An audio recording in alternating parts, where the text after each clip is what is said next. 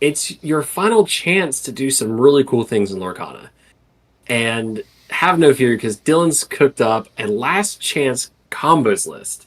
Dylan, your brain works differently than mine because this is impressive what you put together. But what are some last chance combos we can see in Lorcana? Yeah, so a lot of these last chance combos, the ones that I focused on specifically, are not just last chance combos, but first chance combos, because these are the combos that you can use using cards from Reign of Jafar with cards that were from sets 1 through 4. Granted, there is a huge, huge asterisk next to this because we don't know what cards are going to be reprinted yet. That has not been necessarily confirmed, and some of these maybe they're not the last chance. Maybe you'll have other opportunities. And granted, there might be some last chance combos from Arcasia's Island or Azurite Sea, Shimmering Skies, and so forth. But I actually went and put together a list of just a couple of last chance combos using, again, cards from Reign of Jafar and cards from those first 4 sets that are about to be rotated out. And there's actually a entire article up on our Website. website. I can't think of words. Yeah, sorry, so much going through the brain right now. Yeah, there's an article on our website on the posted on the Gamers Lounge, that actually has the entire list of everything that I came up with, and I'm sure that there's a lot more that I missed out on. And if I did, let us know. Hop over on the Discord and point out some of all of these other last chance combos that we missed out on. But with only about 3 months before Fabled gets here, I think that it's a really good idea to look at these and play with your cards while you can, because you may not have the opportunity, kind of like a whole new world, to play with those cards any longer. So, just to show off a few of those combos, or a couple here that we got, the first one that I found, thought it was really interesting, was playing off of Don Karnage. So there is a new card that came out in this set called Mad Dog. He is a emerald card. He is Carnage's first mate, a 4/4 Storyborn ally pirate that, if you have a character named Don Carnage in play, you pay 1 less to play this character. So if Don Carnage is in play, he costs 3 instead of 4. Cool. How many Don Carnages are actually in all of Lorcana? Because I only counted 2. We have another one that came out, I believe either this set or last set, that is a dual ink Emerald Still, wants to play off the Emerald Still Pirates. And then we have the OG Don Carnage that came out all the way back into the Inklands.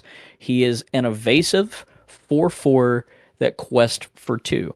And if this card does not get reprinted, which maybe it will, and maybe Mad Dog is kind of like stating or showing just a clue or a hint that this card will get reprinted. But if it doesn't, then Mad Dog will only have one other Don Carnage that he can work with until we get more later on in future sets.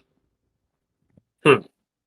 It's almost like your genuine last chance. And I wonder, and I just did look it up too. Yeah, so there's only 2 Don Carnages, one of them being the one that just came out in the Duel Link. But yeah, the big thing is, again, we don't know, and as of right now, one's going away in 3 months. So if you want to play that Emerald Steel Pirate deck and you want to play the Don Carnages and throw Mad Dog in there, this could be your last chance to play that evasive one from Inklands. But So then sad. moving on to this second little combo that we found. This plays off of the new archetype that has came out in Emerald Ruby that wants to play off of damaged characters, or you having damaged characters, not necessarily the old Emerald Steel ping damage on your opponent's characters, but having damage on your own. So this set we had Alice the Keyholder, who came out, that when you play this character, you may ready chosen damaged character of yours, and they can't quest for the rest of the turn. And then we also have the lovely Queen of Hearts, the haughty Monarch. 2/3 quest for 3. And while there are 5 or more characters with damage in play, That does not necessarily mean your opponent's characters or your characters. It's just in general, in play. This character gets +3 lore. So she would quest for a total of 6, which is insane because that's probably one of the highest quest totals that we have straight up on a card. Yep. Like in that sense. Like Without we have looking at it. Mirabelle that quest for 5. We have Alice that can eventually quest for 5. The new Mickey that can quest for 5. Amatoa's done right. He can quest for infinity. But quest for 6 is the highest, or at least one of the highest that we've ever seen been able to quest for. So how do you pull this off? Because if you get this character on the field and your opponent knows its ability, the big issue that you're going to run into is your opponent now won't want to turn their character sideways at all. If there is a possibility that they are going to get damage on their characters, they're not going to turn their character sideways because they don't want you to be able to quest for 6. So to counter that, why not bring your own damaged characters?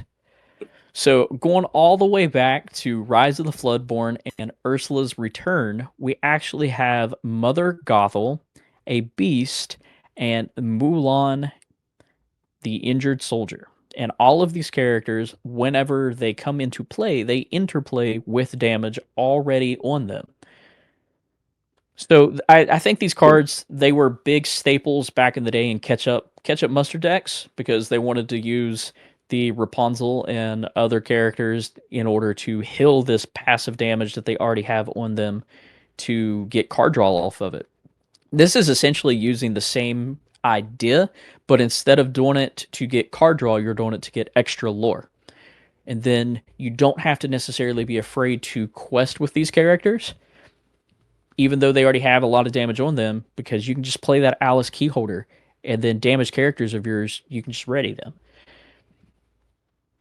It's interesting to see this to see this combination because again, I think this is an archetype that you and I have both experimented with to some degree. I know I've experimented with the Ruby Amethyst moving damage entirely, but yeah, bring out your own damaged characters and whatnot. It's a self-inflicted wound, if you will. Now that being said, it's an archetype that this is just two of what Dylan has put together. If you go to our Instagram, you should have all the images in that one post. If you check out the link on our website in the description on whatever platform you're listening to, we'll have it linked there. But it makes me wonder because we can see they've tried different deck archetypes over the months we've had this game, right? And it just makes me wonder, like, obviously, I think the fact that we got these cards in set 8, obviously, I don't think this whole damage archetype's going anywhere. But, notice how a lot of the characters that do interplay with damage on them are from previous sets. I don't think we've had any characters interplay with damage really since Simmering Skies, probably. I can't think of Could be any. wrong. I can't think of any. There's none off the top of my head, so it makes me wonder if maybe not to think that this is an early warning sign, but it makes you think if these are going to be reprinted. Because whenever we look at these cards together, we notice a theme, and the theme is that these are fairly older cards, and we haven't had anything enter with damage recently. Maybe that's just something they're moving away from. I mean, I Maybe truly don't know. And then again, just because a card may not get reprinted in this first set of rotations doesn't mean that they're not going to get reprinted rotations down the line. Because like a big thing that we'll also see is there are some archetypes that just don't exist at all like through sets 1 through 4. For instance, the racer deck, or the racer archetype, it didn't get introduced until set 5. So you're not going to miss any of your cards from the racer archetype. They won't be rotated out. They came out in Shimmering Skies, and you will continue to get cards to support them going forward. Okay, but whenever that eventually ends and we get into set 13 and the next 4 sets are rotated out, you might lose racers then. And then maybe these archetypes that went missing for a whole 4 sets, they might come back into play then.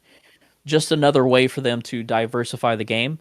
and try to keep everything fresh. Because not only are you rotating things out, but you're keeping them out of rotation long enough to make it feel fresh again whenever you reintroduce them.